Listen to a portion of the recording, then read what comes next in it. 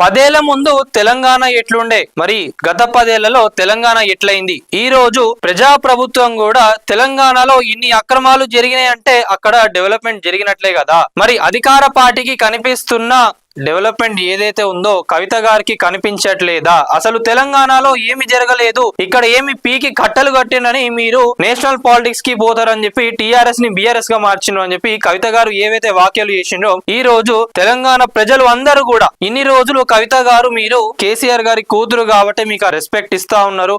ఇప్పటికి కూడా బీఆర్ఎస్ లో ఉన్న నాయకులందరూ కూడా మిమ్మల్ని గౌరవిస్తా ఉన్నారు. ఎందుకు అంటే the one and only KCR గారిని చూసే యావత్ ప్రపంచం మొత్తం ఈ రోజు తెలంగాణ వైపు చూస్తున్నది అంటే ఎవరి వల్ల? కేసీఆర్ గారి వల్లనే. తెలంగాణ వచ్చినాక నీళ్లకు కానివ్వండి, కరెంటు కానివ్వండి, గత 10 ఏళ్లలో ఎట్లుండే ఒక్కసారి ఆలోచించుకోండి. దానికి సంబంధించి మొన్న కేసీఆర్ గారు కూడా ఒక మాట అన్నారు, ఈ తరానికి ఎవరికి కూడా అసలు ఏం తెలియదు, తెలంగాణలో ఎన్ని ఇబ్బందులు ఉండే, తెలంగాణలో మరి నిజాం రాజులు పరిపాలించినప్పుడు కూడా అసలు మన తెలంగాణకు ఎంత పవర్ ఉండే, ఎన్ని నీళ్లు ఉండే ఏందనేది కూడా మొత్తం ఈ రోజు మనం దీని గురించి మాట్లాడుకుందాం.